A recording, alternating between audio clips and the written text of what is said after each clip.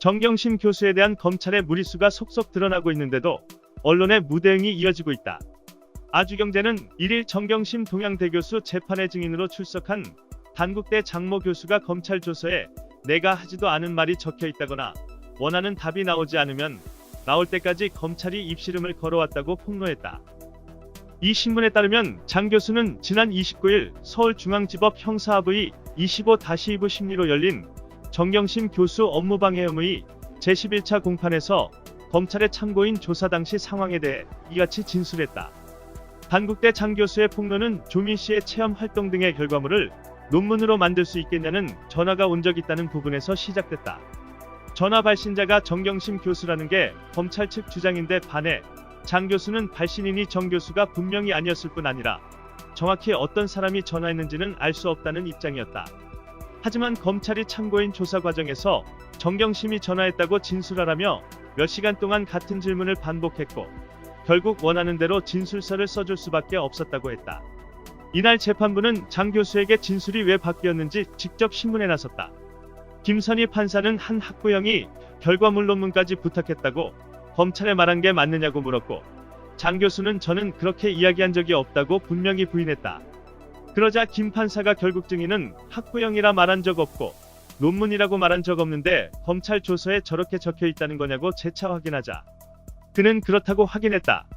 재판부가 검찰이 임의로 학부형이나 논문이란 단어를 조서에 적었다는 거냐라고 다시 묻자 장 교수는 그렇다면서 검사가 전화를 건 것이 남자냐 여자냐 물어보고 여자로 기억한다 하니까 그러면 혹시 디렉터냐라고 검사가 묻길래 모르겠다고 했을 뿐인데 그럼 여자면 정경심 뿐이겠네라고 해서 진술이 이렇게 된 것이라고 설명했다.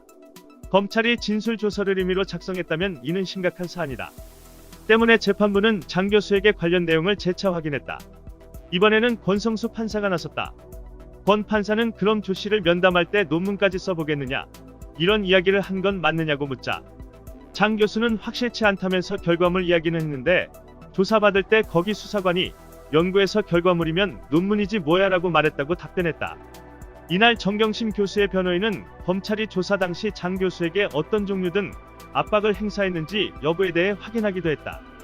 변호인이 검찰이 피의자로 전환하겠다 또는 구속하겠다는 취지의 이야기를 한 것을 들은 적이 있느냐고 묻자 장 교수는 노코멘트라고 말했다. 그러자 재판부가 나서 증인 증언 거부권 없습니다. 이야기하세요라고 강하게 답변을 요구했지만 이에 대해서도 장 교수는 답변 안 하겠다고 피했다고 아주경제는 전했다. 이와 관련해 허재현 전 한겨레 기자는 페이스북을 통해 이건 참고인한테 강압적으로 진술받은 것이라며 수사검사는 즉각 감찰에 들어가야 한다고 지적했다.